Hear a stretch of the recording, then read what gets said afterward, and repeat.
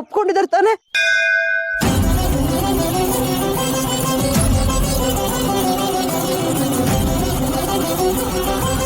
ಓ, ದೇವಸ್ಥಾನದಲ್ಲಿದ್ಯಾ? ಅಳಿಂದ್ರ ಕರ್ಕೊಂಡು ಬಂದ್ರೇನೋ? ಮಗಳೇ ನೋಡು, ನಿನ್ ಕುತ್ತಿಗೆಲಿ ಯಾವಾಗ್ಲೂ ತಾಳಿ ಇರ್ಬೇಕು. ನಿನ್ ಕುತ್ತಿಗೆಲಿರೋ ತಾಳಿನೇ ನಿನ್ ಗಂಡಂಗೆ ಶ್ರೇಯಸ್ಸು. ಈಗಿನ ಗ್ರಹಗತಿಗಳನ್ನ ಲೆಕ್ಕ ಹಾಕಿ ನೋಡಿದ್ರೆ ಅವನ ಕಂಟಕಗಳು ಎಷ್ಟೇ ಬಲವಾಗಿದ್ರು ಅವನ ಮದುವೆ ಆಗಿರೋ ಹೆಣ್ಣಿನ ತಾಳಿ ಭಾಗ್ಯ ಅವನಿಗೆ ಶ್ರೀರಕ್ಷೆಯಾಗಿರುತ್ತೆ. ದೇವ್ರ ಮೇಲೆ ಎಷ್ಟು ಭಕ್ತಿ ಇದೆಯೋ ನಿನ್ ತಾಳಿ ಮೇಲೂ ಅಷ್ಟೇ ಭಕ್ತಿ ಇರ್ಬೇಕು ಮಗಳೇ. ತಾಳಿಗೆ ಕುಂಕುಮ ಇಟ್ಕೊಂಡು ಹೋಗೋದನ್ನ ಮರಿಬೇಡ. ಒಳ್ಳೇದಾಗ್ಲಿ ಮಗಳೇ. ನಾನು ನಿನ್ನ ಹತ್ರ ಆಮೇಲೆ ಮಾತಾಡ್ತೀನಿ. ಮನೆಗೆ ಹುಷಾರಾಗಿ ಹೋಗು, ಆಯ್ತಾ?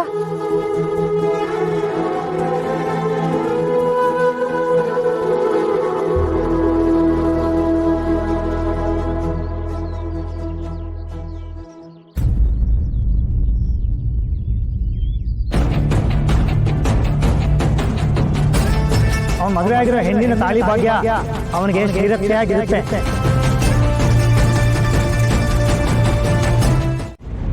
ನೀನು ಮಧುಮತಿ ಅವರ ಮೊಮ್ಮಗ ಶೌರ್ಯ ಅಲ್ವಾ? ಹೌದು. ಕಂಟಕ, ಅಪಾಯ. ಏನ್ ಹೇಳ್ತಾ ಇದ್ದೀರಾ ನೀವು? ಯಾರ ಕಂಟಕ, ಯಾರಿಗ ಅಪಾಯ?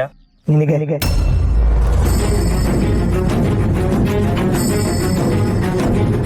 ನಿನ್ನ ಜಾತಕದಲ್ಲಿ ಕಂಟಕ ಇದೆ. ಹೆಜ್ಜೆ ಹೆಜ್ಜೆಗೂ ಅಪಾಯ ಇದೆ. ನೀನು ತುಂಬಾನೇ ಹುಷಾರಾಗಿರ್ಬೇಕು. ನನಗೆ ತೊಂದರೆ ಆಗುತ್ತಾ? ಯಾರಿಂದ? ಯಾರಿಂದ, ಯಾವಾಗ, ಹೇಗೆ ಅಂತೆಲ್ಲ ಹೇಳಕ್ಕಾಗಲ್ಲ. ನಿನ್ನ ಪಾಲಿನ ಕಂಟಕ ನಿನ್ನ ಮಗಳಲ್ಲೇ ಇದೆ.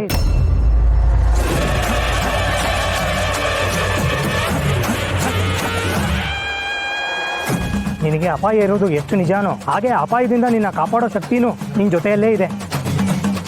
ಆ ಶಕ್ತಿ ನಿನ್ ಜೊತೆ ಇರೋ ತನಕ ನಿನಗೆ ಯಾವ ತೊಂದರೆನೂ ಆಗಲ್ಲ. ಆ ಶಕ್ತಿನ ಯಾವುದೇ ಕಾರಣಕ್ಕೂ ನಿನ್ನಿಂದ ದೂರ ಮಾಡ್ಕೋಬೇಡ. ನಿನಗೆ ಯಾವುದೇ ತೊಂದರೆ ಆಗಬಾರ್ದು ಅಂದ್ರೆ ಆ ಶಕ್ತಿ ನಿನ್ ಜೊತೆಯಲ್ಲೇ ಯಾವಾಗ್ಲೂ ಇರಬೇಕು. ಎಲ್ಲ ಒಳ್ಳೇದಾಗತ್ತೆ. ಫಾಕ್ಸ್ ಅಲ್ಲ, ನನ್ಗ ಯಾರ್ ಕಳ್ಸಿರೋದು? ನಾನೇ ಕಳ್ಸಿರೋದು. ಆಚೆ ಬಂದ್ ತಗೋ. ನೀವ್ ಕಳ್ಸಿರೋದಾ? ಏನದು? ಎಲ್ಲ ಈಗ್ಲೇ ಹೇಳ್ಬೇಕಾ? ಫಸ್ಟ್ ಹೋಗಿ ನೋಡು. ಅಯ್ಯೋ, ಅದೇನಂತ ಹೇಳಿ. ನಾನು ನಿನ್ಗೋಸ್ಕರ ಡ್ರೆಸ್ ಕಳ್ಸಿದೀನಿ, ಹೋಗ್ ತಗೋ. ಡ್ರೆಸ್ ನನಗೆ ಯಾಕೆ? ಇವತ್ತು ವಿಜಯಲಕ್ಷ್ಮಿ ಸ್ವೀಟ್ಸ್ ಅವ್ರ ಫಂಕ್ಷನ್ ಇದೆ. ಎಲ್ಲರೂ ಒಳ್ಳೊಳ್ಳೆ ಬಟ್ಟೆ ಹಾಕೊಂಡು ಚೆನ್ನಾಗಿ ರೆಡಿಯಾಗಿ ಬರ್ತಾರೆ. ನೀನು ಕೂಡ ಚೆನ್ನಾಗಿ ರೆಡಿಯಾಗಿ ಬರ್ಬೇಕು. ಅಲ್ಲಿ ನೀನ್ ಸೂಪರ್ ಆಗಿ ಕಾಣಿಸ್ಬೇಕು. ಆದ್ರೆ ನಾನಂತ ದೊಡ್ಡ ಫಂಕ್ಷನಿಗೆ ಹೋಗೋದಾ? ಅದೆಲ್ಲ ಸರಿ ಆಗಲ್ಲ. ನಾನ್ ಮನೆಯಲ್ಲೇ ಇರ್ತೀನಪ್ಪ. ಹಾಗಂದ್ರೆ ಹೇಗೆ? ನೀನ್ ಆಸೆ ಪಟ್ಟಾಗೆ ಒಂದ್ ಸ್ವೀಟ್ ಸ್ಟಾಲ್ ಓಪನ್ ಮಾಡಿ ದೊಡ್ಡ ಆಂಟ್ರಪ್ರಿನರ್ ಆಗ್ಬೇಕೋ ಬೇಡವೋ? ಆ ಎಂಟ್ರಪ್ರಿ ಆಗೋದೇನ್ ಬೇಡ, ದೊಡ್ಡ ಸ್ವೀಟ್ ಸ್ಟಾಲ್ ಇಟ್ರೆ ಸಾಕು. ನಾನು ಅದೇ ಹೇಳಿದ್ದು. ನಿಂದೇ ಒಂದ್ ಸ್ವೀಟ್ ಸ್ಟಾಲ್ ಓಪನ್ ಮಾಡ್ಬೇಕೋ ಬೇಡವೋ? ಅಯ್ಯೋ, ಮಾಡ್ಬೇಕು. ಸ್ವೀಟ್ ಅಂಗಡಿ ಓಪನ್ ಮಾಡಿ ಕಜ್ಜಾಯ ಮಾರ್ಬೇಕು. ಆಮೇಲೆ ಹಳ್ಳಿಯಿಂದ ನಮ್ಮಮ್ಮನ ಇಲ್ಲಿ ಕರ್ಸ್ಕೊಂಡು ನಾನು ನಮ್ಮಮ್ಮ ಖುಷಿಯಾಗಿರ್ಬೇಕು. ಹಾಗಾಗ್ಬೇಕು ಅಂದ್ರೆ ನೀನ್ ಬಿಸ್ನೆಸ್ ಬಗ್ಗೆ ಮೊದಲೆಲ್ಲ ತಿಳ್ಕೊಬೇಕಲ್ವಾ? ಈ ತರ ಫಂಕ್ಷನ್ ಎಲ್ಲ ನೀನ್ ಅಟೆಂಡ್ ಮಾಡಿದ್ರೆ ನೀನ್ ಸಾಕಷ್ಟು ಬಿಸ್ನೆಸ್ ಬಗ್ಗೆ ತಿಳ್ಕೊಬಹುದು. ಹೌದಾ? ಹಾಗೇನೆ, ಟೈಮ್ ವೇಸ್ಟ್ ಮಾಡ್ಬೇಡ, ಬೇಗ ಬೇಗ ರೆಡಿ ಆಗು. ಸರಿ ತಗೊಂಡ್ ರೆಡಿ ಆಗ್ತೀನಿ. That's like a good girl. ಬಾಯ್.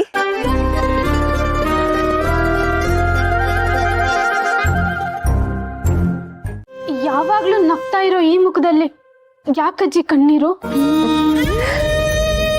ಗಟ್ಟಿಯಾಗಿರೋ ಮಂಜುಗಡ್ಡೆ ಬೆಂಕಿ ಎದುರಿಗೆ ಕರಗಲೇಬೇಕು. ಕರಗುತ್ತೆ. ಬೆಂಕಿನ? ಯಾವ ಬೆಂಕಿ ಹತ್ರ ಬಂತು ಅಜ್ಜಿ? ನನ್ನ ಮೊಮ್ಮಗನಿಗೆ ಅಪಾಯದ ಬೆಂಕಿ. ಅವನ್ನ ಕಳ್ಕೊಳ್ತೀನಿ ಅನ್ನೋ ಭಯ.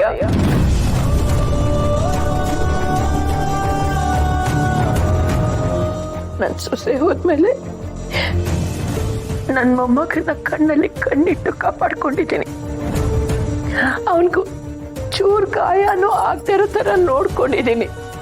ಆದ್ರೆ ಈಗ ಅವನ್ ಪ್ರಾಣಕ್ಕೆ ಅಪಾಯ ಅಂತ ಯೋಚನೆ ಮಾಡಿದ್ರೆ ಇದು ಹೊಡೆದು ಹೋಗ್ತಾ ಇದೆ. ಅಜ್ಜಿ, ನೀವೇನು ಎದುರ್ಕೋಬೇಡಿ. ಅವ್ರ ಜಾತಕದಲ್ಲಿ ಏನೇ ಕಂಟಕ ಇದ್ರು ಎದುರಿಸೋಣ.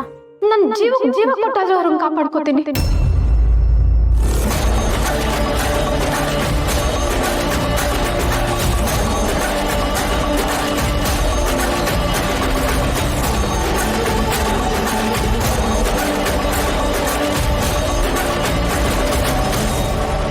ನೋಡೋಣ, ನೀನ್ ಯಾವ್ದ್ಯಾವ್ದೋ ರೀಸನ್ಸ್ ಕೊಟ್ಟು ತಪ್ಸ್ಕೊಳ್ಳೋ ಹಾಗಿಲ್ಲ, ಬರ್ಲೇಬೇಕು.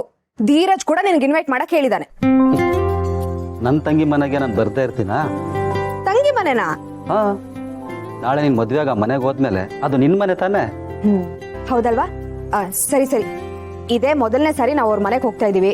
ಈ ಡ್ರೆಸ್ ಬೇಡ, ಬೇರೆ ಡ್ರೆಸ್ ಹಾಕೊಂಡು ಚೆನ್ನಾಗಿ ರೆಡಿಯಾಗಿ ಬಾ. ಓಹೋ, ನಿಮ್ ಹುಡುಗನ್ ಮನೆಯಲ್ಲಿ ನಾವೆಲ್ಲ ಮಿಂಚ್ಬೇಕಾ?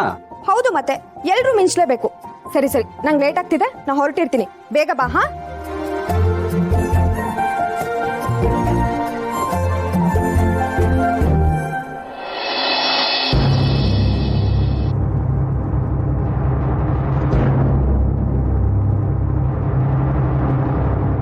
ಹೇಳಿದೊಂದು ಕೆಲಸನೂ ಸರಿಯಾಗಿ ಮಾಡೋದಿಲ್ವಲ್ಲ.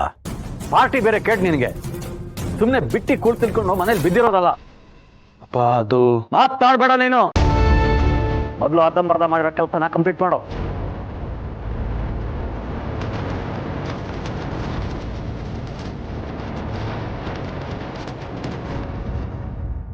ಪ್ರಸಾದ್ ಬಾವ, ನೀವೆಷ್ಟು ಒಳ್ಳೆಯವರು. ಆದರೆ ನೀವು ಆಡೋ ಮಾತಿನ ರೀತಿ, ಅದರ ಧಾಟಿ ನಿಮ್ಮನ್ನ ಎಲ್ಲರ ಕಣ್ಣಲ್ಲೂ ಕೆಟ್ಟವನಾಗಿ ಮಾಡ್ತಿದೆ. ಆದರೆ ನಾನು ಎಷ್ಟೇ ಕೆಟ್ಟವನಾದರೂ ನಾನು ಆಡೋ ಸಿಹಿಯಾದ ಮಾತು ಎಲ್ಲರ ಮನಸ್ಸನ್ನು ಗೆಲ್ತಿದೆ. ಮಧುರವಾಗಿ ಮಾತಾಡಿ ಶತ್ರುಗಳನ್ನು ಸ್ನೇಹಿತರನ್ನಾಗಿ ಮಾಡಬಹುದು. ಅದೇ ಮಾತು ಕಟುವಾಗಿದ್ರೆ ಸ್ನೇಹಿತರೇನು, ಮನೆಯವರೇ ಶತ್ರುಗಳಾಗ್ತಾರೆ.